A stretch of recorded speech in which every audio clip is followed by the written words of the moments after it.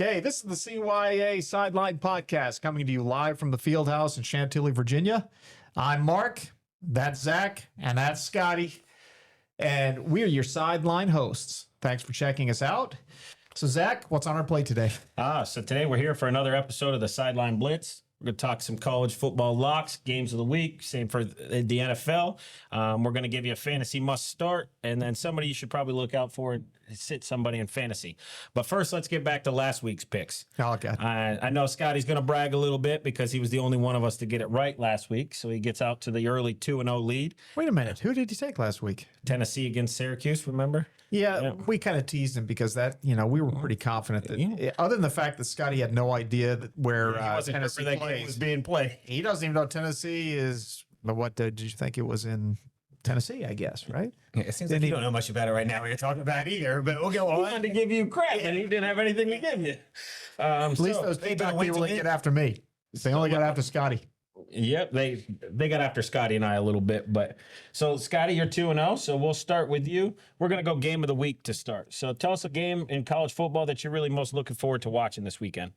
Yeah, I mean, I think it's kind of a lighter schedule, to use a nice term, this week in college football. I thought last week is much more exciting, but you never know what's going to happen in these games. So I'm going to go with a little bit different. I'm going to go with UNC Charlotte matchup this week. I just want to see what Belichick does coming back this week. UNC did not look good. After that first drive, I thought they're going to be money, but after that, they're basically nothing. I just want to see how they rebound. All right, I agree. We got to see if Belichick's got a little more in the tank there for North Carolina, but I think they've got to be careful because Charlotte can give them a run for their money there. Yeah. Mark, what's your game of the week? What game are you most thinking like about? Scotty? I need to see a bounce back team, so I'm thinking Alabama, Louisiana Monroe. Watching Alabama, I watched almost the whole game, and probably like anyone who's an Alabama fan or just a fan of good football, good college football, that was pretty disappointing. Kind of like UNC. So, and reading everything we've read about Alabama and even UNC, those guys, they're too talented to be that anemic. So I'm kind of hoping that we see a good bounce back. That I think the line on that game, I had checked that earlier. It was a little surprising that I think it was 37.5. Does that sound right to you guys? I would expect it to be a big one. Yeah, it was 37.5. Bama giving 37.5.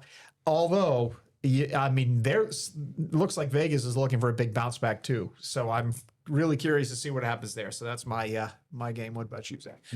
So I'm going a little different now. I'm not so much on the bounce back. I'm going with a rivalry game. I'm going Iowa at Iowa State. Iowa State's ranked. The Rocco Beck kid has played pretty well. But I'm not sure. That's usually a defensive battle. I'm expecting this game to be low scoring, defensive button heads. It's being won in the trenches. So I kind of want to see it's a good early matchup of a rivalry game. So I want to see where that goes. Iowa struggled a little bit earlier in that game. They were behind against Albany last week with local product at quarterback Jack Shields. Had an early touchdown, rushed for some yards, so that was fun to see. We'll see if Iowa can bounce back. Albany hung with them for a while. Yeah, they absolutely did. So we'll see how that goes. Okay. So now let's turn the page to our lock. Mark, it's only one lock this week. I know you picked two. We made you wind it down. You can't pick 3 or 4 games so you can get ahead in the standings. So the one lock of college football this week, who is it? Well, I'm going to take 2. No, I'm just kidding. I'm only going to take 1 because this one for me is an easy pick. Just looking at Penn State. So I'm going with the Penn State FIU game. Penn State of course, I didn't play the points right with UK last week. But for me to see, when I see Penn State is giving 41.5, it causes me to think what's going on here, because Penn State historically is not a high-scoring team, right? 41.5 is a major blowout. And FIU is just, I would think, even though their games, they don't play against the opponents that Penn State does. But I went back and looked at what Penn State did all last year. And it's interesting because they only scored over 40 points 3 times. And of those 3 games, they went above 50 one time. That was the only game that they won by more than 41.5. So something's telling me that one is overblown. So I'm going FIU, take the points. Okay, impressive. Hey. I would have not expected that out of Mr. Abbott there. Yep. Scotty, your turn. I like that pick, Mark. Okay, mine is different. I'm going with the Missouri State at Marshall game this week. It's at Marshall. The reason being this. I watched the whole Marshall Georgia game with my Georgia Bulldogs last week. Watched the whole thing. Marshall has some athletes on the field. They looked pretty good. And the line on that game, by the way, is Marshall -10 at home. They hung around. In the second quarter, they stopped the UGA offense pretty well. And I thought they could do. They hung around. You know, if the score was a blowout, it ended up being a blowout. UGA is a great team, obviously. Missouri State played USC and lost by 60. UGA's better than Missouri State. I'm doing the what's the theory of connectivity on these games. All right, give me some crap. I know I'm not using the right word, people. Relativity. Theory of relativity. Yeah. We're going. I think it's a lock. I'm going 3-0. Marshall -10. That's Marshall -10. Okay, Scotty's trying to remain undefeated with that one. I'm going to go. We took an under earlier in the year. I want to see something with points scored. I'm taking Kansas, Missouri over 51.5. They've both, and granted, they haven't played much yet for opponents. Missouri scored 60 points last week. Kansas had the big win over, I'm blanking on it right now. It was my pick. Too. I blanked on it. It was my pick for the group of 5 team. But they scored 30 points the first game, 45 in the second. So I think there's going to be some points scored in this game. They'll start slinging it around. They don't run it much, pass-heavy offenses. So I'm going Kansas, Missouri over 51.5. Okay. Mark, what do you got? Go ahead. Give me crap for it. You know, generally speaking, I think that most of your picks are not really that strong. In this case, I think you're right. I looked at that game and I think, yep, that I'd like 51.5. I like your common sense there. All right. Well done. Bravo. Okay. Well done. All right, that's what we got for college. Let's turn the page. What we've really been waiting for is the NFL. We're finally at kickoff tomorrow on Thursday for the NFL Week 1. So let's start with game of the week. Before we go into our locks and our fantasy stuff, what's the game you're most excited for to see in Week 1? Aside from our obviously our teams that we follow, right? What are you thinking is going to be? I'm so excited for the NFL to start. There are so many good games this week. But the one I'm most looking forward to, I think I'm the most intrigued on, is the Lions and Packers this week. I think it's just going to be a good game. I know a lot of people are talking about Micah Parsons. I don't even know if he's going to play or not. But I'm more interested in seeing what the Lions do. They were so dominant last year, putting up points. They were rolling until they got knocked out.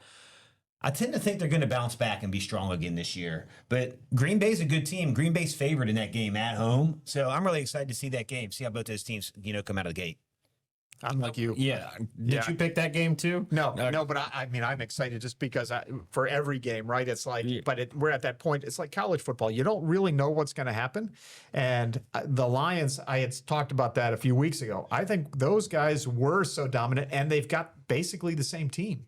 So it just seems like, I think you're right. They're going to be. It'll be interesting to see how the Packers, with all of the stuff that they've got going on, and it's funny, too, with the Packers that Jordan Love hasn't gotten a lot of love, has he? I mean, on our fantasy schedule, he's probably mid-level quarterback. I mean, it's going to be interesting to see if Micah Parsons really can make them, now that up in the Cheeseheads, think that they're going to be like the number one team easy with Micah Parsons, right? So we'll see. Yeah, I'll touch base on it. That's the game I'm most excited for as well. I think Green Bay made some great additions. They got Matthew Golden, which was probably the best receiver outside of Tate McMillan in the draft. And they added Micah Parsons. Like you said, you're not sure if he's going to play, but they return everybody. They're actually the youngest team in the NFL. They lost 6 games last year in the regular season, 2 to the Vikings, 2 to the Lions, and 1 to the Eagles. Right. They lost the last stinker to the Bears. I don't think they really cared much because they had the playoffs wrapped up, tried to stay healthy. But it's going to come down to that again. That division's going to be a dogfight. I think Green Bay got better, and the Lions, they're getting Hutchinson back. They played most of the last year without him on the defensive side. So they scored a lot of points, but they also gave up a lot. So it'd be nice for them to pick up that defensive stalwart there. And I think it's going to be an exciting game. Tough matchup for Week 1 for both teams, but I think that is probably the best game of the week for me. So Right on. back to you, Mark, to hear what yours I'll is. tell you what, I'm going all in on Thursday night football, Cowboys Eagles. So being in Washington, we're Commanders fans, and so both of those teams, we want to see them both lose. I think a tie would be really great, but the bottom line is, I think the Eagles are just so dominant. I feel like they are going to just have their way with the Cowboys. That said, it makes me a little kind of, of course, Jerry Jones says they got better without Micah Parsons.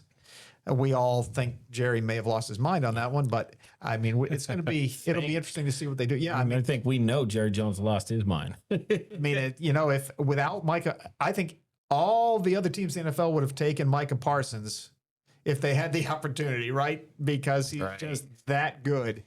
But it'll be interesting. And the Eagles offense, it looks like they're just humming. So be curious to see how they do and see if it's another big year with, as Scotty says, Saquon. Yeah. So you think the Eagles are going to? I think the Eagles. Yep, I do.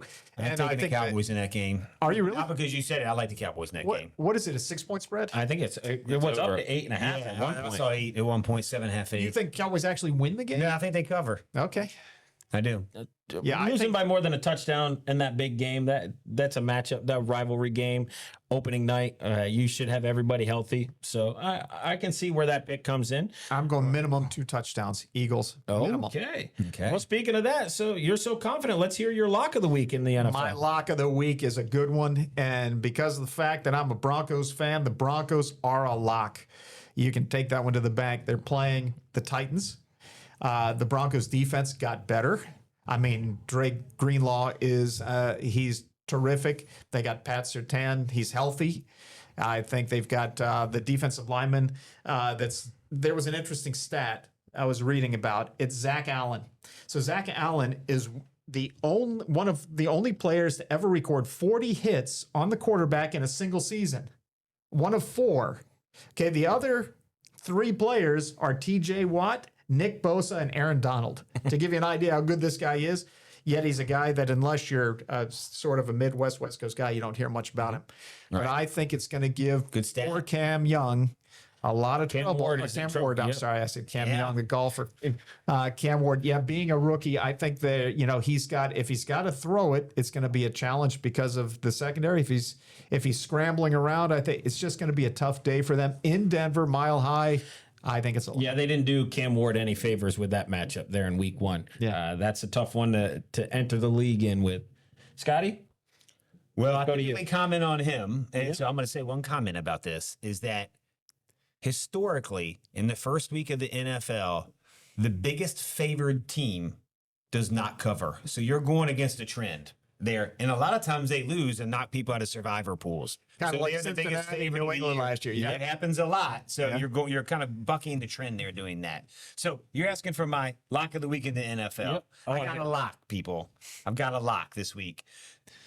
The Chicago Bears. We're going to wait till a little bit later on the weekend for this one. You're going early. I'm going later. I think Caleb Williams is going to surprise people this year. He's going against an untested quarterback in McCarthy. They've got Justin Jefferson. That's not going to hold up. The Bears are going to win this game by a touchdown. I think that's a lock. Take them. What's the spread on that game? 1.5. Yeah, it's a Okay. close one. For some reason, I'm not surprised. You have talked a lot about Caleb Williams in the offseason and the fact that J.J. McCarthy hasn't played anything, wasn't really a big throwing quarterback at Michigan. So I'm not surprised with that pick, and I kind of like it. Not saying it's my lock. He may prove me wrong, but I got to see it to believe it. Yeah, he's got to perform first before you can buy it. against him. But Don't buy the hype until you see it.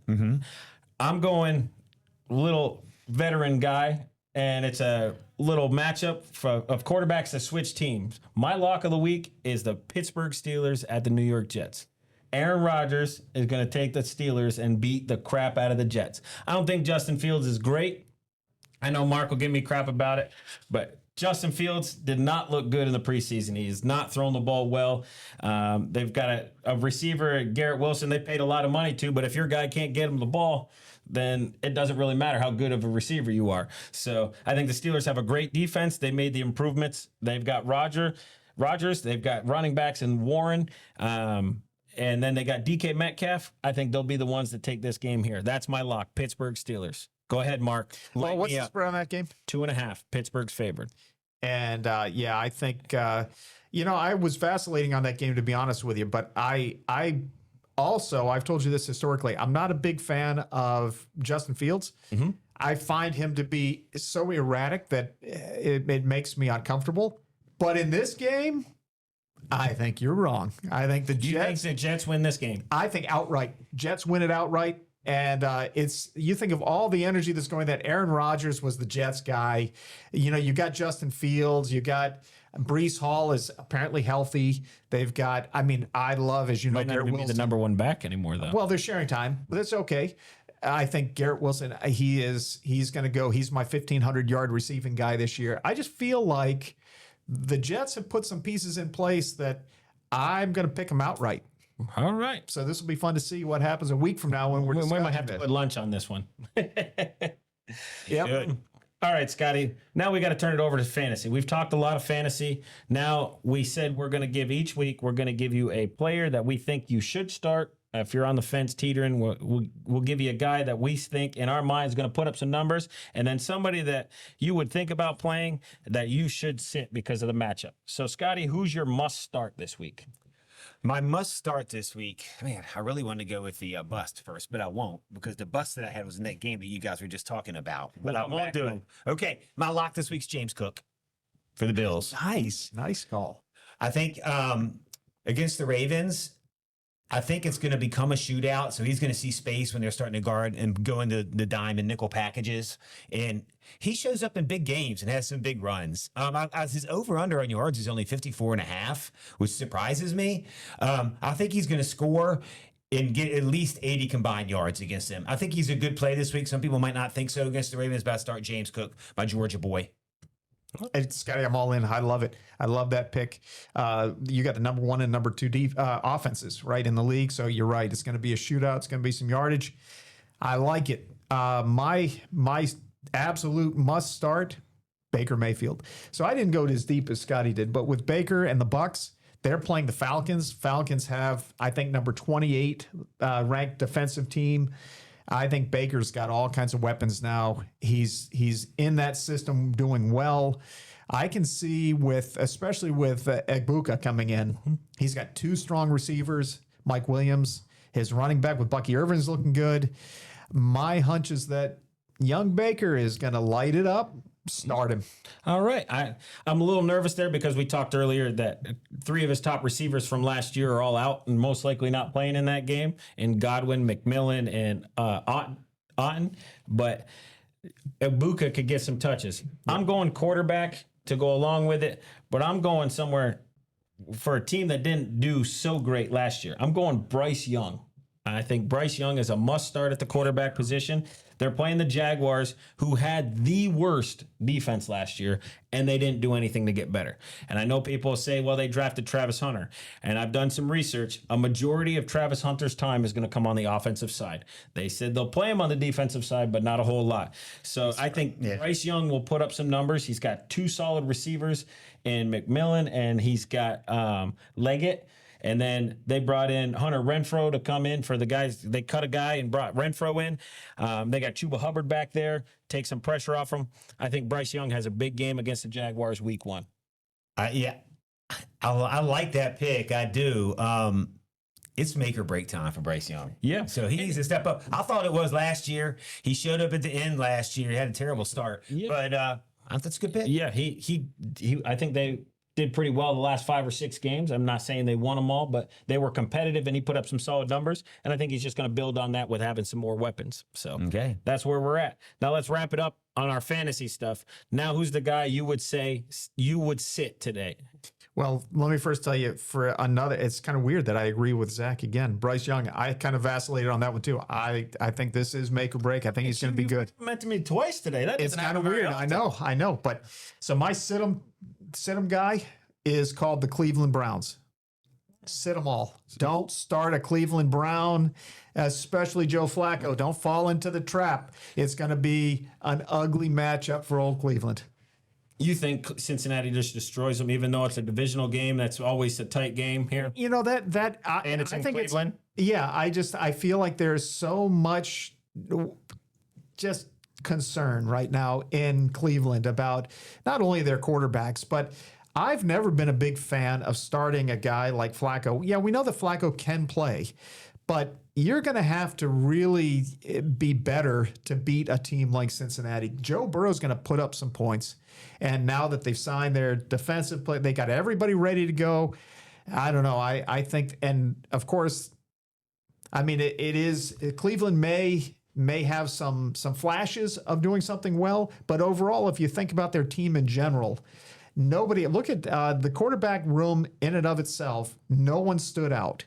I mean, and through them, we only saw Flacco one time or twice, and it was only for a couple of series. But Dylan Gabriel, mediocre. Shedeur Sanders, mediocre. Deshaun Watson's hurt. Do they have anybody else? I feel like what happens if something happens to Flacco, which God forbid something happens, but man's got grandchildren. So this is going to be a tough one. So go ahead, let him have it. What are your thoughts on that? I think it's a mediocre pick. I'll agree on Flacco. I can see the Browns. I'm just not sold on the Bengals defense. I think it's going to be a higher scoring game than you think. So I think some of the Browns might get some points. I wouldn't mind starting that Ford kid as a running back. I think he'll get some touches. They'll try to probably slow the game down. Try to kind of minimize the amount of possessions the Bengals have. So I can see him having a decent game in the backfield while he gets a chance to start before the other guys come back. So otherwise, I think it's a decent pick, not a great pick.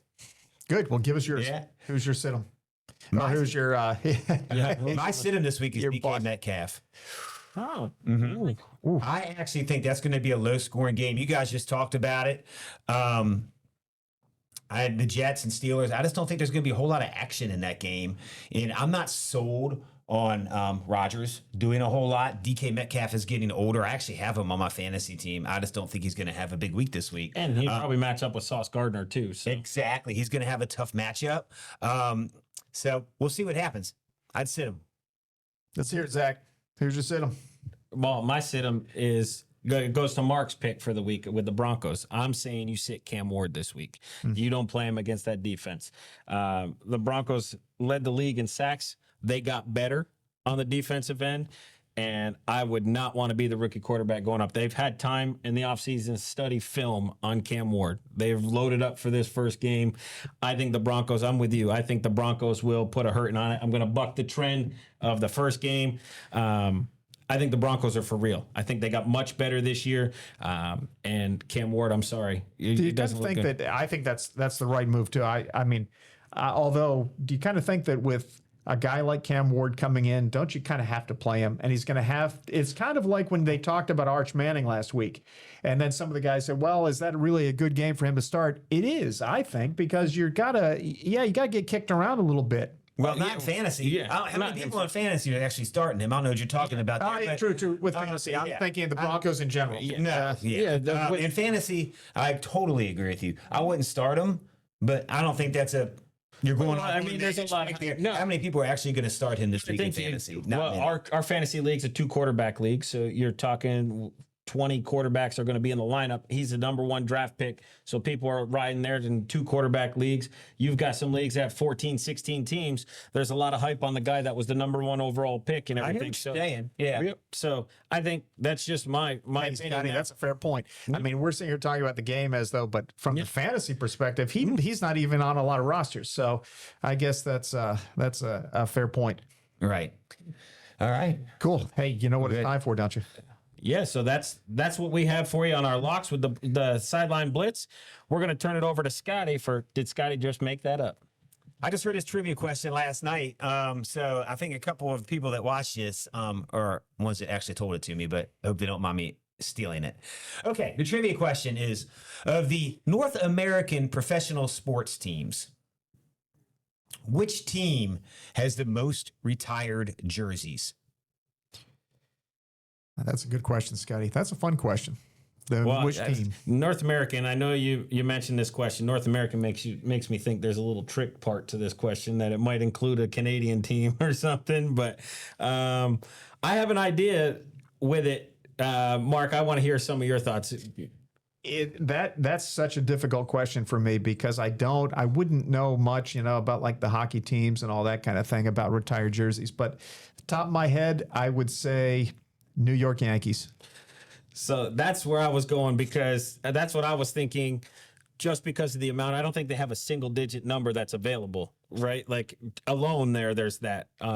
They've probably got 15 to 20 jerseys retired. But I think because of the trick question, I'm going NHL and I'm going to go Montreal Canadiens. You're both wrong. Okay, My first guess was the Yankees. I can tell you the sport, which I was surprised. It's the NBA. That should give it away. And the franchise was founded, I believe, in 1944.